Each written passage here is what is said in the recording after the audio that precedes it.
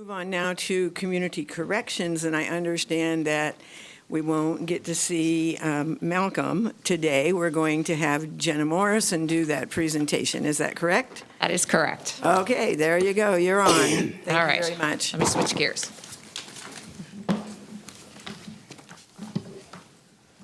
Okay, so if you have a lot of questions that we can't answer, we will definitely get back to you, but I think that we have most of them. So let's get started.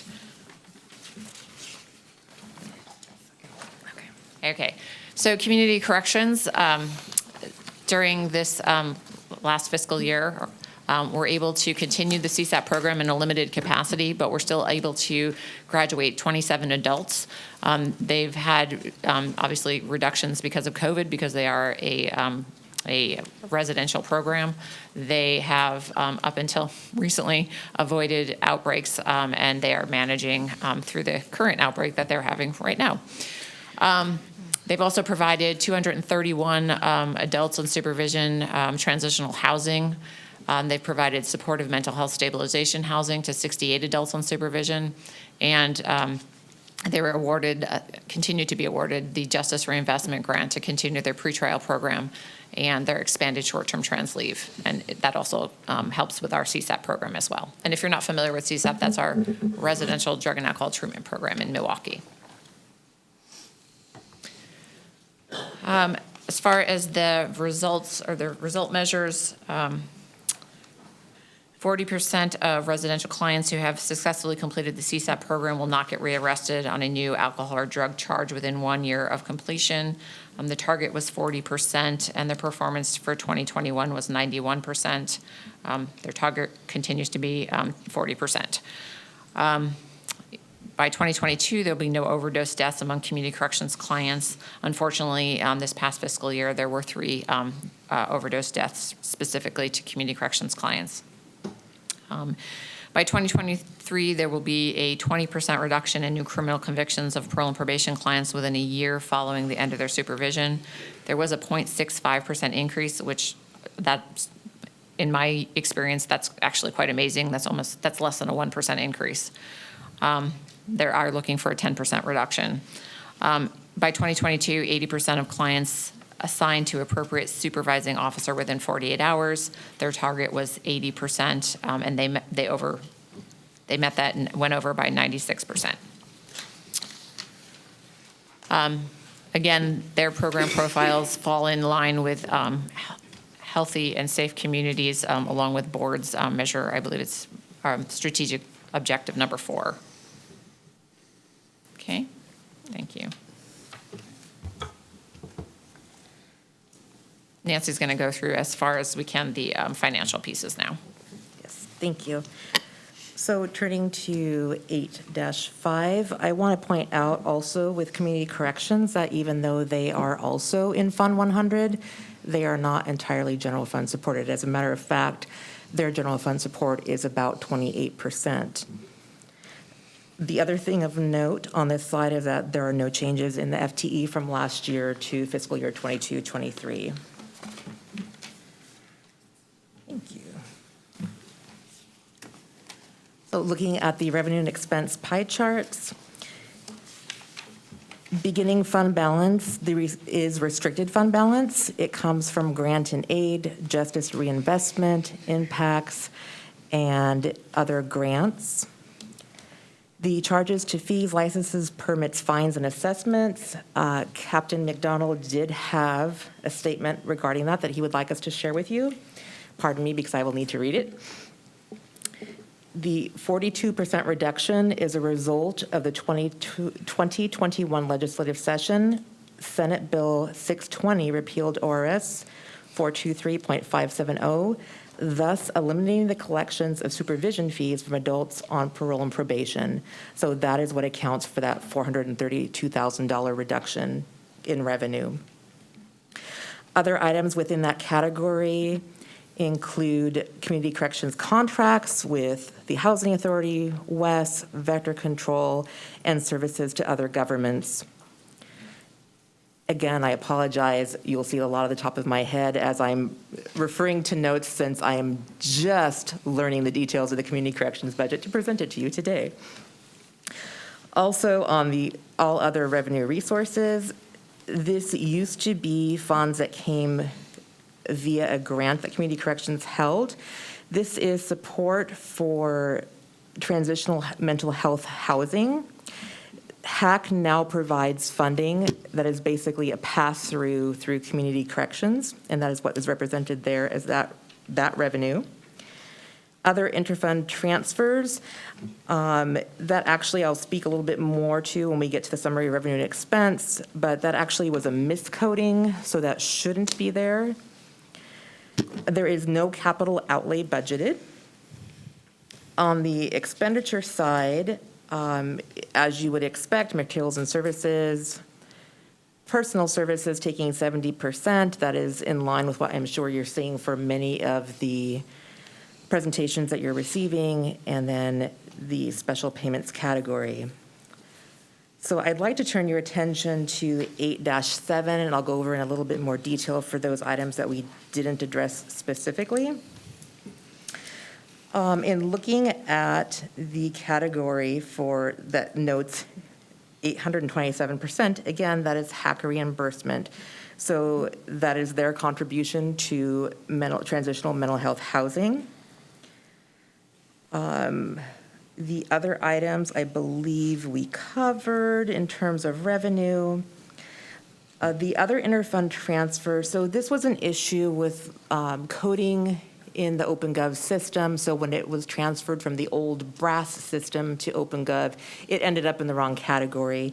So it actually should be included in the general fund support. So that $27,552 you see there should actually be included in the line below, and that will be corrected by Community Corrections working with the finance department next year. So no additional funds are involved, just a coding issue.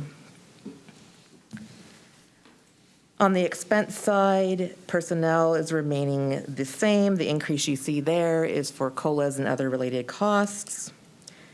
Materials and services have gone up by a minimal amount. Again, those are the inflationary costs that we spoke of. It's a pretty minimal increase. There is no capital outlay budgeted for this year. In the special payments, this is, excuse me as I refer to my notes. So this is, It's a separate. yes, thank you. So this is Justice Reinvestment Grant, in which the terms and conditions state that 10% of the funds received should go specifically for victim services within the county. The Local Public Safety Coordinating Council is the body that considers which subrecipients will be funded with those dollars, and that is included in your special payment category of $122,100. The ending fund balance, which corresponds to the beginning fund balance, are, again, restricted dollars.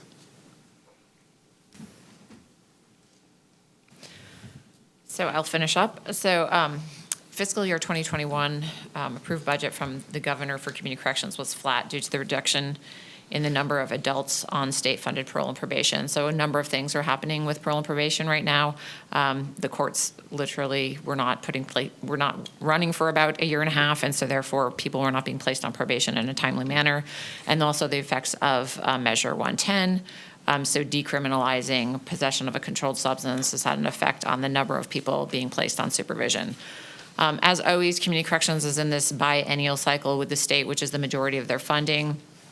This year, this is the second year of the biennium, so we know what the funding is. But next year, we start the cycle over again with unknown amounts and looking at a new funding formula and all the things that entails.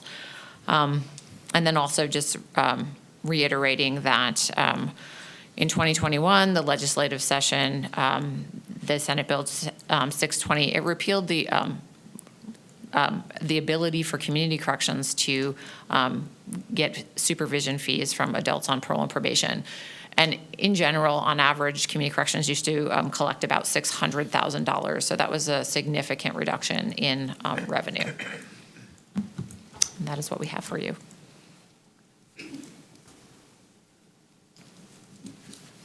Okay, thank you.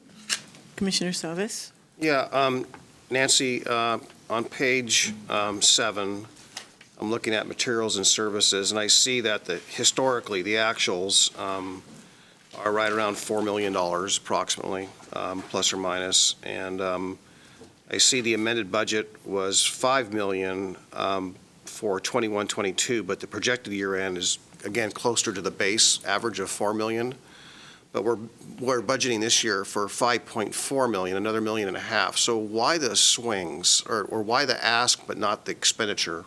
Why doesn't that really match? Good question. I'd like to remind you that this year, the materials and services category includes cost allocations, and so that is the bulk of the increase, plus any inflationary cost for the goods and services. Does that apply to the rationale for the 21-22, the $5 million ask over the $4 million actual?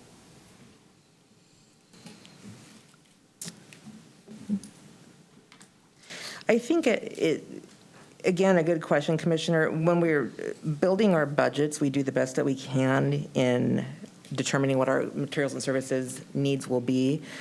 And then projected year end takes into factors of how things are trending and what they are seeing. I'm sure that that's something that Captain McDonald can address in more detail in the future. But effectively, when we build our budget, we build it with the best information we have, knowing what is going to be our need for the coming fiscal year. And then when we build our projections, again, what's trending and where we think we will end.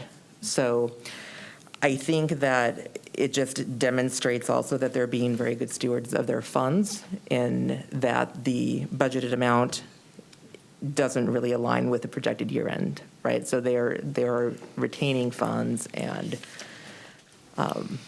So I can probably take a stab at it, and I may be wrong, but so residential services is running at, just like everything else, at about half capacity, and so I'm sure that makes up for some of the materials and services.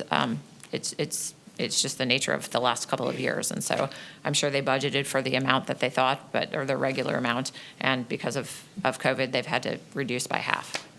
Okay, I'm just curious as to that, and I assume that whether it's Gary or Sandra can answer the question, that allocated costs versus direct costs would still be under materials and service regardless, right?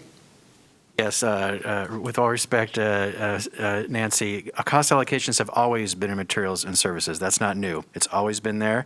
And it is true, I have frozen allocated costs for the last 3 fiscal years, but not this year, because I was unfortunately decimating our internal service departments by having those costs frozen. So there is a slight increase to every department across the board in cost allocations, but it's always been in that category. Thank you. Thank you. We have 2 folks that want to ask a question or make a comment. First of all, Mr. Karn, and then Mr. Rhodes. Thank you, Sheriff Brandenburg.